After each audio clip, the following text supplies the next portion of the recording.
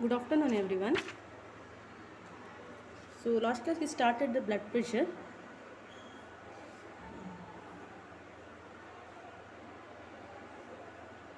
Okay. So, in this we started regulation. So, mainly the BP is regulated by three mechanism. So, in the three mechanism,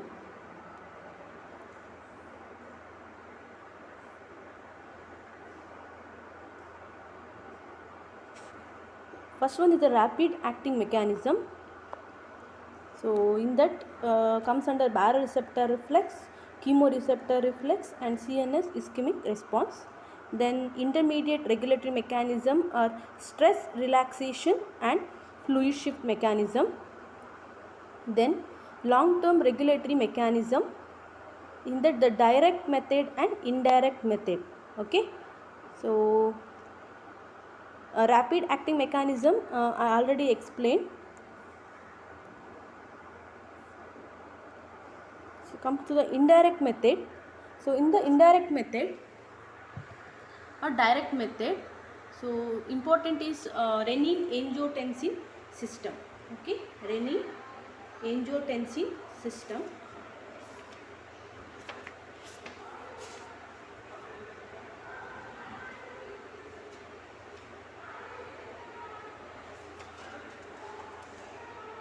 So renin angiotensin system mechanism. So mainly the renin is a hormone. Okay, so this is a renin. So renin is a hormone secreted by the kidney. Okay, there's a juxtaglomerular apparatus is there. So in the kidney class you will come to know. So just remember, renin is a hormone secreted by kidney. Okay, secreted by kidney. Whenever the BP decreases, so this is a long term mechanism. If the BP will not come back to the normal within few seconds or after a few days, so after 10 years, if it is stand for this range, okay, the higher range of BP, so what will happen, the kidney will regulate the BP. Okay, so the if kidney also fails to bring the BP to normal, then there is a hypertension will occur. Okay, so whenever the BP decreases, so immediately the blood flow to the kidney decreases. Okay, blood flow to the kidney decreases, so that will cause a release of a renin, renal ischemia, a release of renin. This renin acts on angiotensinogen. Okay, angiotensinogen, it is a inactive form of angiotensin. Okay, AI, angiotensin. So it acts on the angiotensin. It is another hormone. Okay,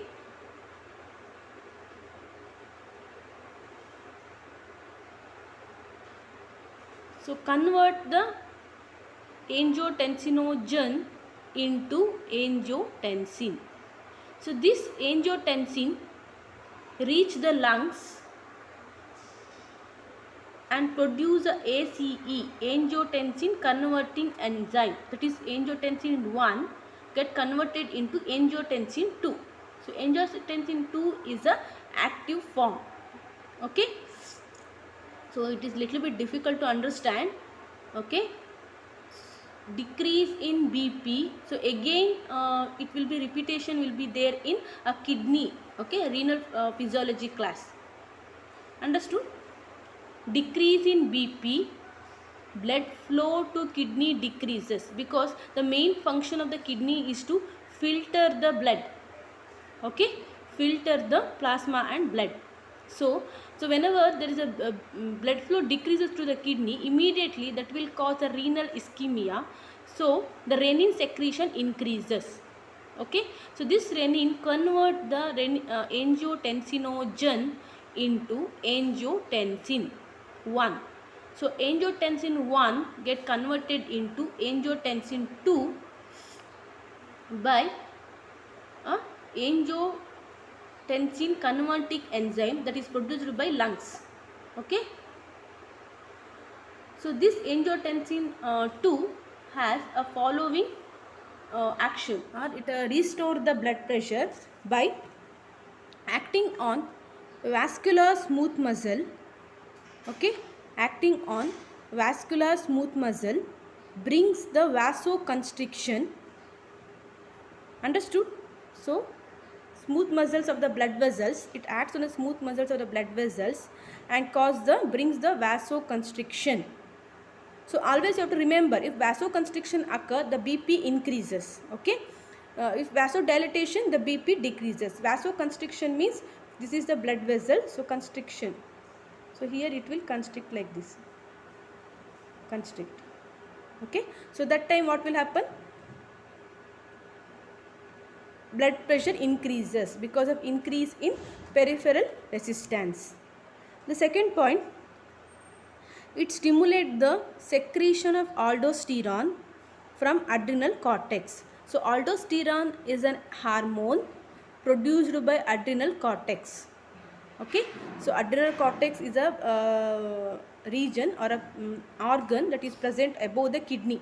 So you can see the kidney, there is a cap-like structure is there, right? This is the kidney. There is a cap-like structure is there, that is called adrenal cortex. So that is producing an enzyme called aldosterone. So that aldosterone mainly regulates the blood volume. Okay, blood volume, hence acts on the blood pressure. Clear? Then third point, it stimulates the thirst center. Okay, stimulate the thirst center. So the blood volume, thirst center, it will stimulate. So the person will take more and more water. So the body fluid increases, body fluid volume increases, and the blood volume also increases. So blood volume increases means the blood pressure also increases. The last one is increases the release of antidiuretic hormone. Okay, antidiuretic hormone is a ADH. So this ADH increase the blood volume and blood pressure. Understood? So aldosterone and ADH, so both will increase the blood volume and blood pressure. Okay, so it stimulates the thirst center, so the blood volume increases and consequently the blood pressure also increases. This is the action of angiotensin second. So how the angiotensin second will form? You know, right? So this is the flow chart. So whenever the BP decreases, so the renin is a very important hormone, so that is will be released because of decrease the blood flow to kidney.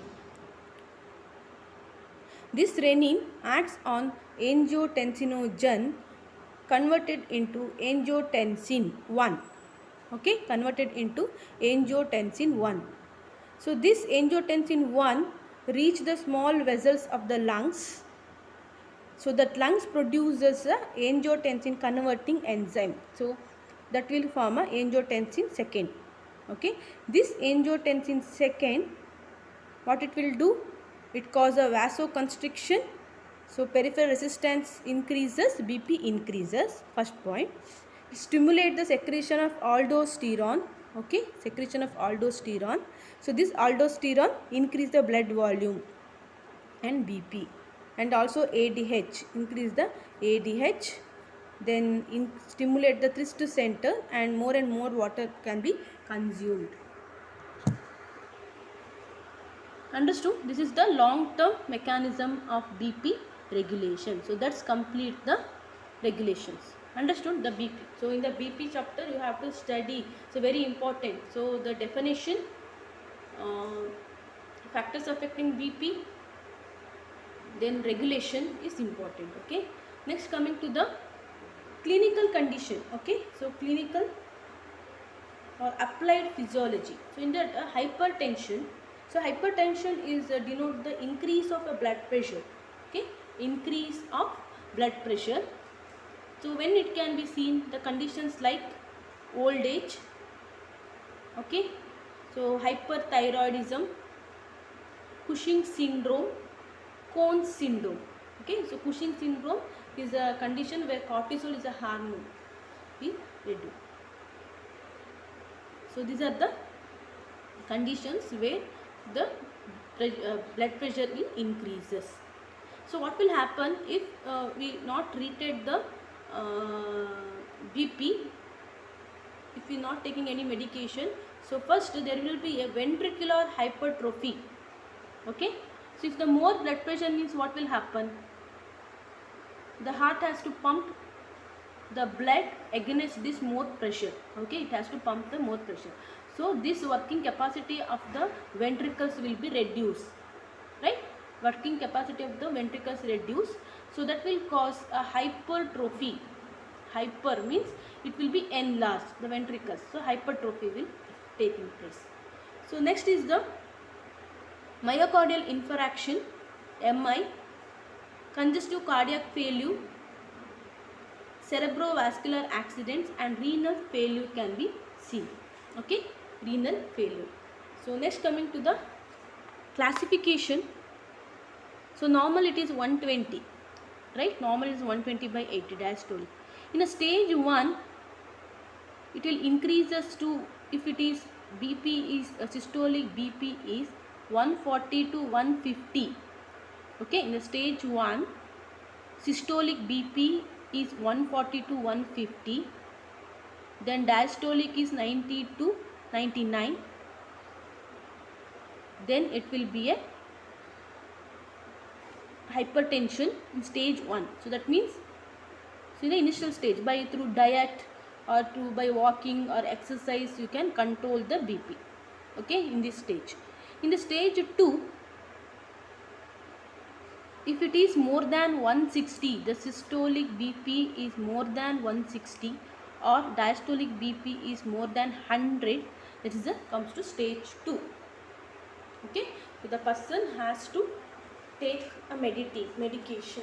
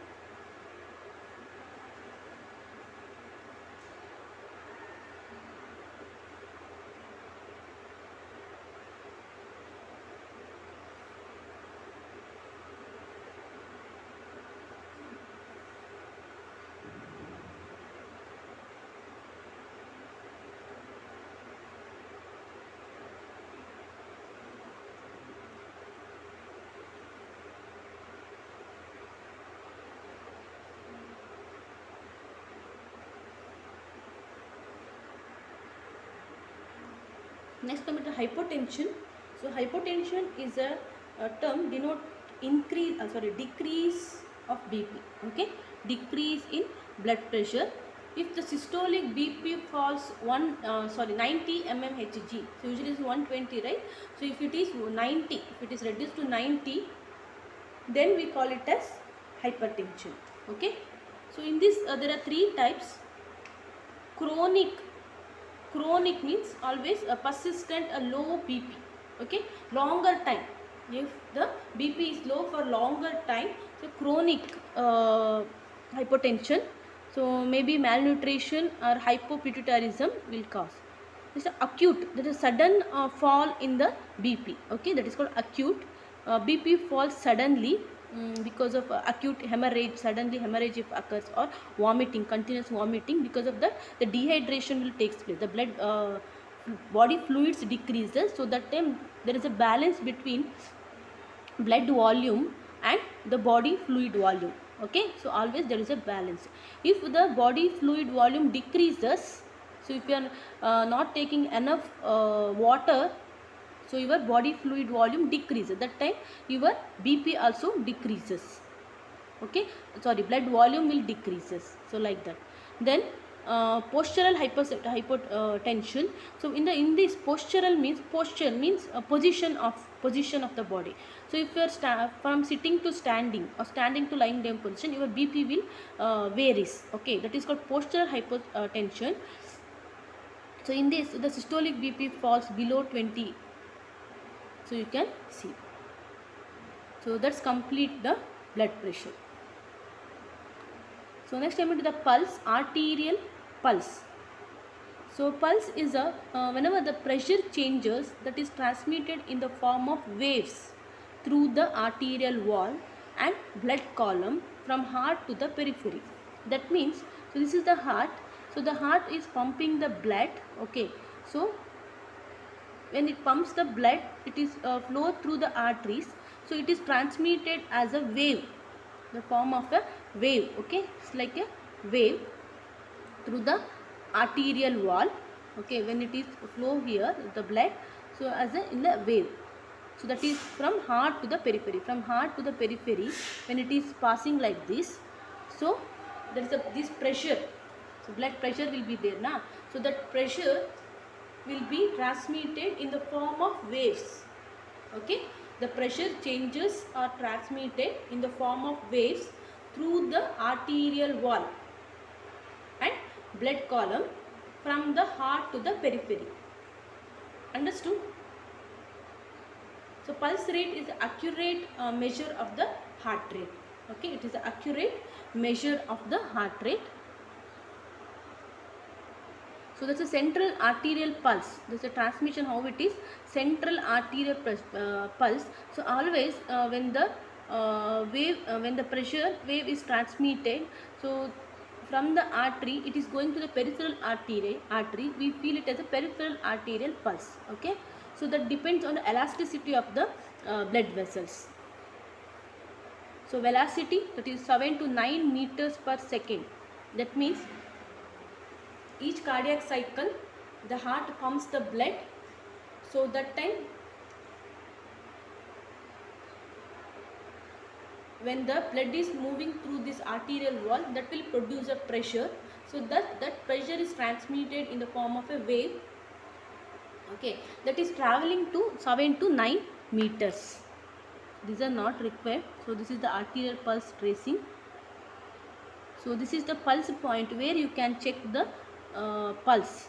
Okay, so temporal pulse, facial pulse, carotid, axillary, brachial, radial pulse, ulnar pulse, and so many. Wherever the artery is present, you can see. So usually the doctors will check in the radial pulse. Okay, so you can see here. So this is the radial pulse. So there are so many. So brachial pulse. Okay, so ulnar pulse.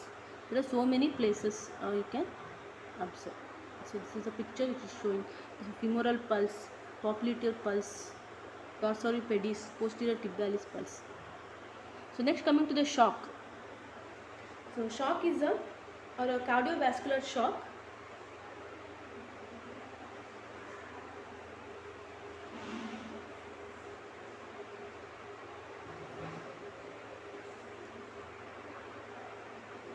Is defined as the state in which reduction in the effective and adequate delivery of oxygen and nutrition to tissue.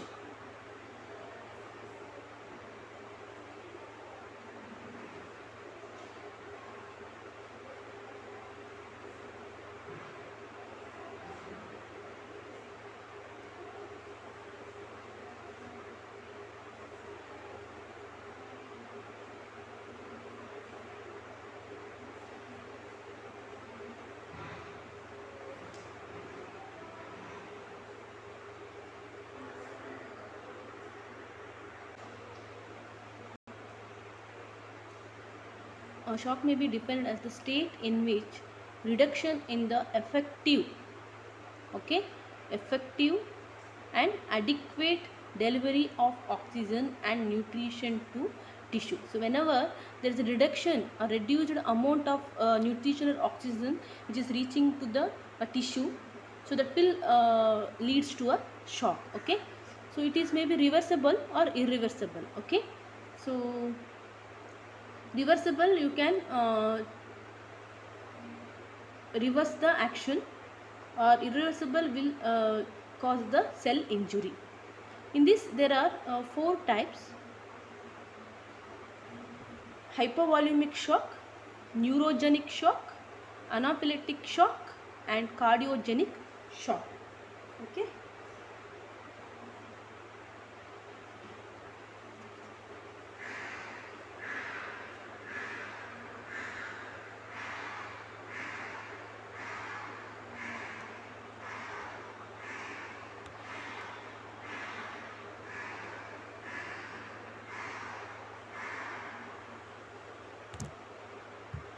So in this hypovolemic shock, so because of decrease in blood volume, okay, decrease in hypo means decrease the blood volume. Then neurogenic shock, it may be any nervous injury, okay. Then anaphylactic shock, so that is any infection, bacterial or septic infection, that will lead to anaphylactic shock. Then cardiogenic shock, any disease of the in the heart. Catalyst features, what are the features we can see? One is a hypotension, okay, hypotension, rapid and thready pulse. If you check the pulse rate, it will be rapid. So rapid and shallow breathing, so skin become pale. Then cyanosis, intense thirst, then restless, loss of consciousness are the signs and symptoms of the shock, okay.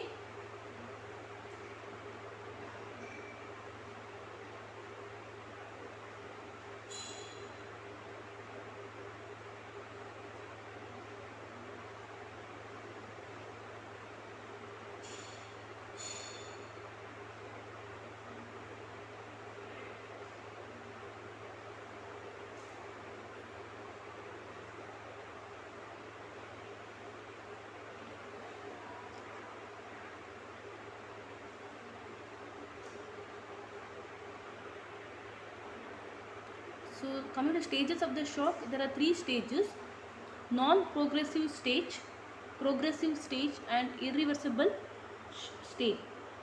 In the non-progressive stage, so suddenly if blood volume decreases during an accident, so there is some compensatory mechanisms are there, okay, compensatory mechanism. So like a baroreceptor reflex, it will immediately act and bring the heart rate, the BP, to the normal, or reverse stress relaxation of the vessels, okay.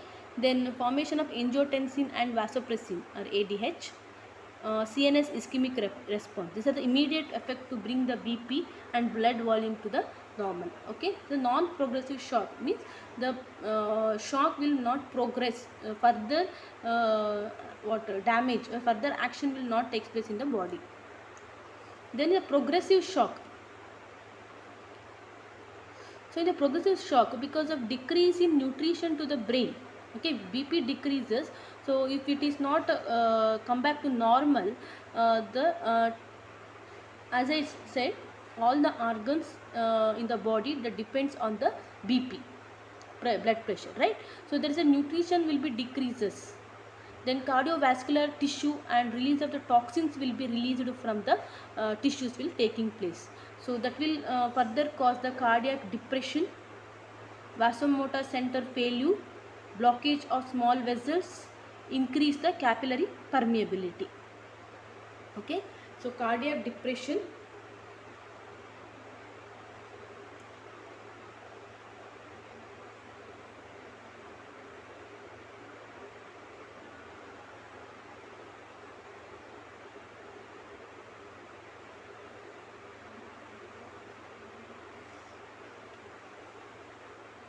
vasomotor center is mainly regulating the BP, right, BP and heart rate. So that will failure to maintain. Then blockage of the small vessels, because the release of the toxins, so these toxins will block the small vessels. Then increase the capillary permeability.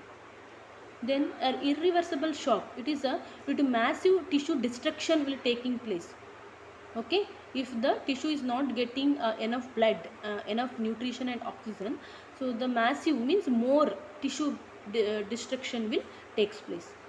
So then there is a accumulation of destructive enzymes. So these enzymes get accumulated, acidosis, and so ATP, depletion of ATP. Okay, so there is a depletion, means empty of the ATP. There is no ATP is the main energy source, right? So that will be decreases. Acidosis, the acidity increases, the pH of the blood increases. Okay, next, the treatment of the shock. We can give the sedative, raise the foot, and supportive measure. First we have to give, we have to place the person in a horizontally in any floor. We can place the person on the floor.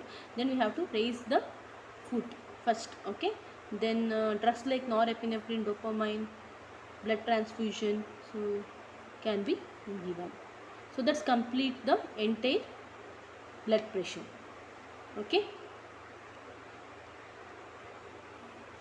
thank you all.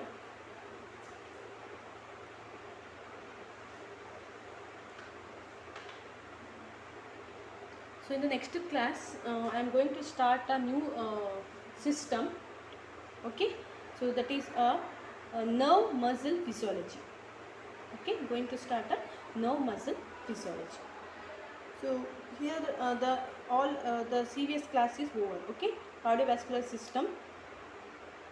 So under cardiovascular system, what are the topics you have to study?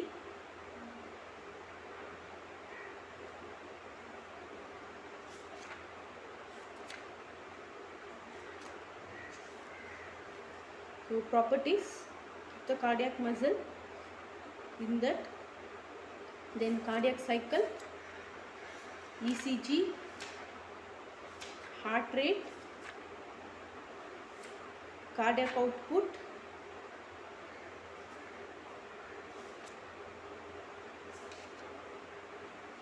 then blood pressure,